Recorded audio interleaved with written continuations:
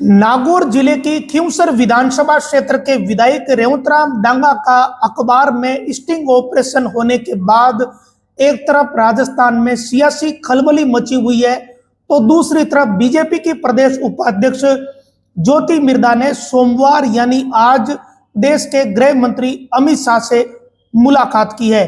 ज्योति मिर्धा और गृह मंत्री अमित शाह की ये मुलाकात बहुत ही महत्वपूर्ण मानी जा रही है, विशेषकर नागौर जिले की राजनीति को लेकर।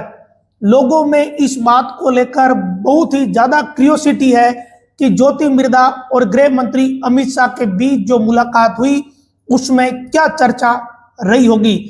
अब यह चर्चा कभी बाहर नहीं आनी, बस संभावित तौर पर अंदाजे लगाए जा सकते हैं, या फिर आने वाले कुछ दिनों के बाद हो सकता है कि कुछ घटनाक्रम हो, उससे तस्वीरें कुछ साफ हो पाए। लेकिन संभावना यह जताई जा सकती है कि जो घटनाक्रम रेवंतराम डांगा से जुड़ा हुआ है उस घटनाक्रम को लेकर कुछ चर्चा हुई होगी, या फिर वैसे ये नई बात नहीं है।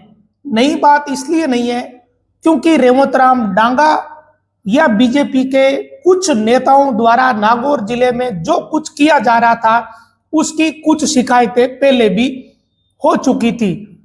अब उन शिकायतों को लेकर पिछले दिनों जब बीजेपी की एक बैठक हुई थी, उस बैठक में भी नागौर जिले के नेताओं को इशारा किया गया था कि आप लोग आपस में जो खींचतान चल रही है इसे बंद कीजिए।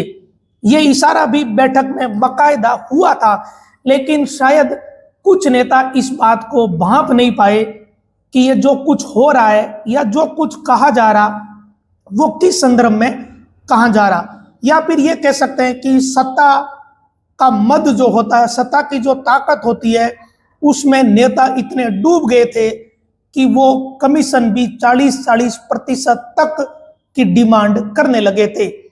खींवसर के विधायक रेवंतराम डांगा और बीजेपी की प्रदेश उपाध्यक्ष ज्योति मिर्धा के बीच पिछले काफी समय से राजनीतिक दूरियां चल रही थी, यह कोई छुपी हुई बात है नहीं। रेवंतराम डांगा का झुकाव सीआर चौधरी की तरफ ज्यादा रहा। आपको याद है तो आज से कुछ महीने पहले अचानक एक चर्चा चली कि बीजेपी मंत्रिमंडल का विस्तार करेगी। उस दौरान भी रेवंतराम डांगा के जयपुर के कई दौरे हुए। अब इसके बाद पिछले दिनों फिर से जो चर्चा चली है उससे ठीक पहले रेवंतराम डांगा और सीआर चौधरी जब जयपुर के दौरे पर रहे तो इस दौरान बीजेपी के कई कैबिनेट मंत्रियों से डांगा और सीआर चौधरी ने मुलाकात की थी। हो सकता है कि ये सामान्य मुलाकातें हो, कोई ये प्रत्याशित इसको नहीं कह सकते, लेकिन मुख्यमंत्री भजनलाल शर्मा के साथ भी रेवंतराम डांगा की मुलाकात हुई थी। यानी रेवंतराम डांगा लगातार मुलाकात कर रहे थे, अपने स्तर पर अपने प्रयास कर रहे थे, लेकिन इधर वो कुछ भी चल रहा था जिसकी उम्मीद आमतौर पर जनप्रतिनिधि से इस हद तक नहीं की जा सकती अगर ये स्टिंग ऑपरेशन पूरी तरीके से सही है तो।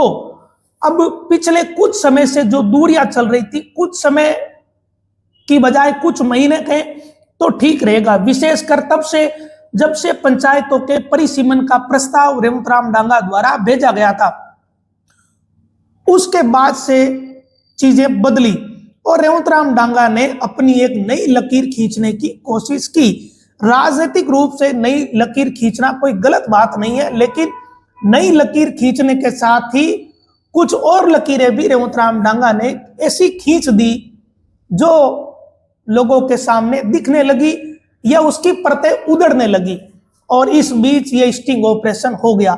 अब ये जो स्टिंग ऑपरेशन हुआ इससे ठीक पहले के कुछ दिनों को याद करिए।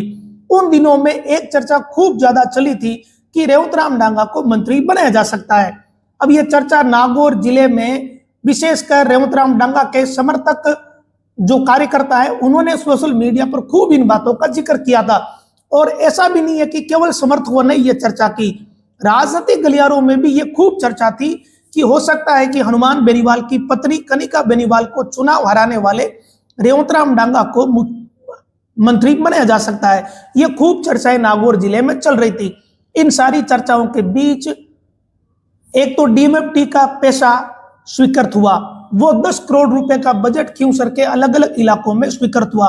उसमें एक बड़ी गड़बड़ हुई, वो ये हुई थी कि कुछ जगहों पर जो कार्यकारी एजेंसी है, काम करने वाली एजेंसी, वो ग्राम पंचायत की बजाय दूसरी जगह दे दी।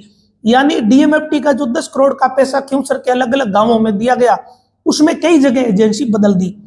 लेकिन इसके साथ ही विधायी कोष का जो बजट जारी किया गया, उसमें भी अपने हिसाब से चीजें की गई।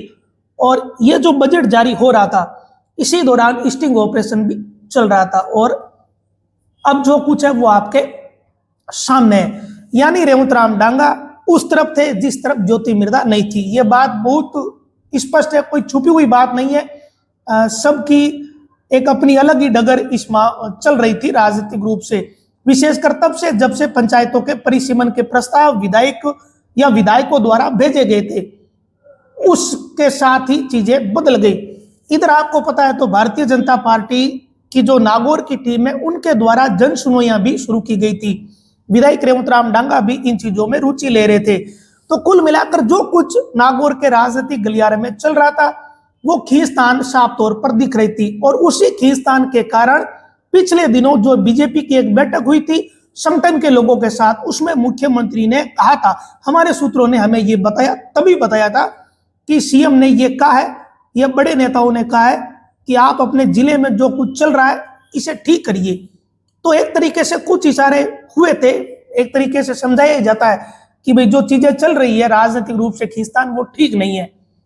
इन सारी चीजों के बीच जो कुछ क्षेत्रों में नागौर जिले के हो रहा था, विशेषकर नागौर जिले की 2 विधानसभा क्षेत्रों में, और दोनों ही विधायक पहली बार विधायक बने, उन दोनों विधानसभा क्षेत्रों में जो कुछ हो रहा था उसका फीडबैक लगातार जा रहा था।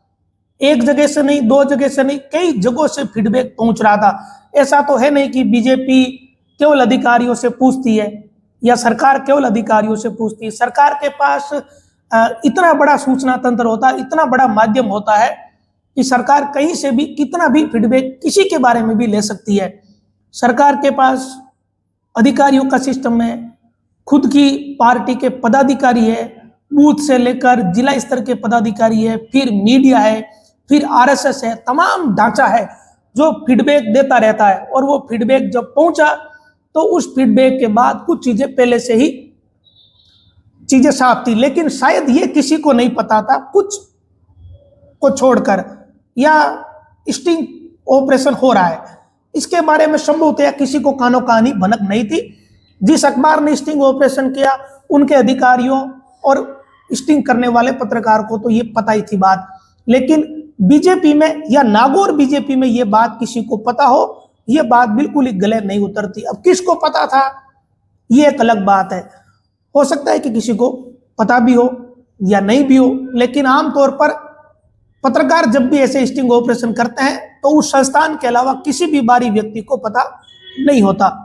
इस बात के चांस 99.9% माने जा सकते हैं या 100% ही माना जा सकता है कि स्टिंग ऑपरेशन करने वाला अपनी चीजों को पहले से कतई रिकॉल नहीं करता। तो ये सब कुछ हो गया। इधर इतना कुछ होने के बाद जो नोटिस दिया गया रेवंत राम डांगा को, एक बात है कि रेवंत राम डांगा के खिलाफ बीजेपी कार्रवाई करेगी, ये बात लगभग तय मानी है। अगर ऐसा नहीं करती बीजेपी तो नोटिस ही जारी नहीं होता। नोटिस दे दिया तो मतलब कार्रवाई होना तय है। और शायद रेवंत राम डांगा के लिए अब कोई प्रयास भी नहीं कर रहा है कि उनका कुछ बचाव किया जाए, ऐसी कहीं दूर दूर तक गुंजाइश नहीं दिखती। अब जो नेता अपनी खुद की लकीर खींचने की कोशिश करते हैं, उन्हें खुद साफ सुथरा भी रहना पड़ता है, ये राजनीति में बहुत जरूरी होता है। अब इतना कुछ होने के बाद आज बीजेपी के जो राष्ट्रीय कार्यकारी अध्यक्ष है, उनका कार्यक्रम था कार्यभार ग्रहण करने का। इतने बिजी शेड्यूल के दौरान भी ज्योति मिर्धा से गृह मंत्री अमित शाह की मुलाकात हुई, क्योंकि आज बीजेपी का बड़ा कार्यक्रम था। बीजेपी के कार्यकारी अध्यक्ष जो बनाए गए, उन्होंने पदभार ग्रहण किया। बीजेपी के तमाम नेता आज व्यस्त थे। इसके बावजूद अगर राजस्थान से बीजेपी की नेता की गृह मंत्री अमित शाह से मुलाकात हुई है तो इसके बहुत गंभीर मायने राजनीतिक लिहाज से है, विशेषकर नागौर की राजनीति के लिहाज से। एक तरीके से जो चर्चाएं चल रही है, अब ये बात ठीक है या नहीं है इसको कह नहीं सकते। ऐसा लगता है कि क्योंसर क्षेत्र से अब ताकत शिफ्टिंग का समय आ चुका है। अब रेवंत राम डांगा के हाथ में तब तक तो कुछ नहीं रहेगा जब तक ये मामले की जांच नहीं हो जाती। तो तब तक क्योंसर को कौन संभालेगा? खींवसर के जो बीजेपी के कार्यकर्ता है या बीजेपी को वोट देने वाले लोग हैं जिन्होंने भारतीय जनता पार्टी को उपचुनाव में जिताया, या जो आम लोग हैं उनके काम कैसे होंगे, उनकी सुनवाई कौन करेगा, तो इसका दायित्व या जिम्मेदारी किसी न किसी नेता को तो मिलेगी। तो किसे मिलेगी आप इसका अंदाजा लगा सकते हो। अच्छा, ऐसा भी नहीं है कि खींवसर क्षेत्र में ये जो कुछ हो रहा था इसका पता नहीं था। केवल रेवंत राम डांगा ही नहीं, एक दो दूसरे भी जो लोग थे, जो नेता थे, जो ये सब कुछ कर रहे थे, उनके बारे में भी फीडबैक था और उनके साथ साथ उनके भी पर कतरने की तैयारी हो चुकी है। तो कहीं अब गुंजाइश नजर नहीं आती। अब गृह मंत्री और ज्योति मिर्धा के बीच क्या चर्चा हुई है, ये क्यूरियोसिटी का विषय है। इसके बारे में कुछ नहीं जान सकते फिलहाल। संभवतया चर्चा इसके बारे में हुई होगी थोड़ी बहुत, तो राजनीतिक चर्चा जो नेता मिलते हैं तो होती है। तो अब इसका नतीजा क्या निकलेगा, आने वाले दिनों में कुछ नयापन आता है अगर नागौर जिले की राजनीति में किसी को नया पद मिलता है या किसी नेता के पास राजनीतिक ताकत बढ़ती है और ज्यादा, तो उसे पता चल जाएगा कि वो जो मुलाकात हुई थी उसके क्या मायने थे।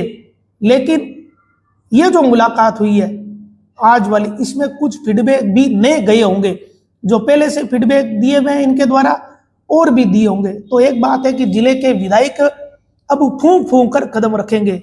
अब उनकी चिंताएं बढ़ गई है, विशेषकर दो विधायक तो जिस तरीके से चल रहे थे उस हिसाब से चर्चाओं का बाजार गर्म था। बस कोई आरोप नहीं लगा रहा था, पता नहीं क्यों चुपचाप बैठे थे। जो चल रहा था वो चल ही रहा था। इधर बिना विधायक ही कुछ लोग विधायक बनकर बैठे थे, वो भी खुद को विधायक से कम नहीं समझ रहे थे और उनके भी नंबर डाउन हो ही गए। वैसे नंबर वाली कोई बात नहीं है, लेकिन उनके भी फोन अब नहीं सुने जाएंगे, ऐसा प्रतीत हो रहा है सारे घटनाक्रम से। तो अब हो सकता है कि खींवसर में आने वाले दिनों में राजनीतिक रूप से बीजेपी कुछ नया करने की कोशिश करेगी, नए लोगों को जिम्मेदारी देगी, या खींवसर क्षेत्र की जनता कहाँ जाए, तो उसके लिए किसी न किसी को जिम्मेदारी दी जाएगी। अब किसे दी जाएगी ये समय बताएगा, लेकिन आज की ये जो मुलाकात है ये महत्वपूर्ण है। और रेवंत राम डांगा पर बीजेपी कब तक कार्रवाई करती है, तो ये तो तीसरा दिन जब हो जाएगा तब कार्रवाई हो ही जानी है, इसमें कोई ज्यादा गुंजाइश बची नहीं। उसके बाद जो एक उच्च स्तरीय कमेटी है वो भी अपनी रिपोर्ट देगी, विधानसभा की जो समिति है सदाचार समिति वो भी रिपोर्ट देगी। तो बड़ी मुश्किल विधायकों के लिए है, तीनों विधायकों के लिए, विशेषकर सत्ताधारी पार्टी के विधायक रेवंत राम डांगा के लिए, क्योंकि इनका जो स्टिंग है वो ऋतु बनावट वाले स्टिंग से बहुत अलग है।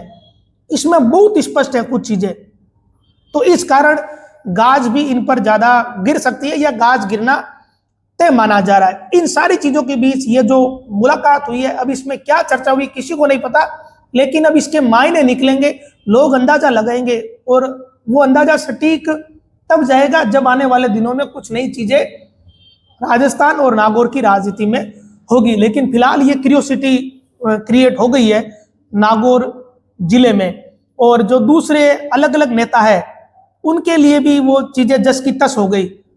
अगर गृह मंत्री से नागौर जिले के एक नेता की मुलाकात हुई है, तो फिर बाकी के जो नेता है जो दूसरी पार्टियों के, उनके लिए ये कोई अच्छा संदेश नहीं है, क्योंकि बाकी पार्टियों के नेता भी कोशिश कर रहे होंगे ना कि हम वापस स्टेबल हो जाए, मजबूत हो जाए। लेकिन अगर ये मुलाकात हो गई तो इससे कुछ इफेक्ट जरूर पड़ेगा। तो अब देखना यह है कि अभी इन चीजों का क्या असर होता है। सारी चीजें खुलकर चर्चा नहीं की जा सकती जब तक कुछ होता नहीं। अब जब कुछ होगा तो खुलकर चर्चा करेंगे। नमस्कार।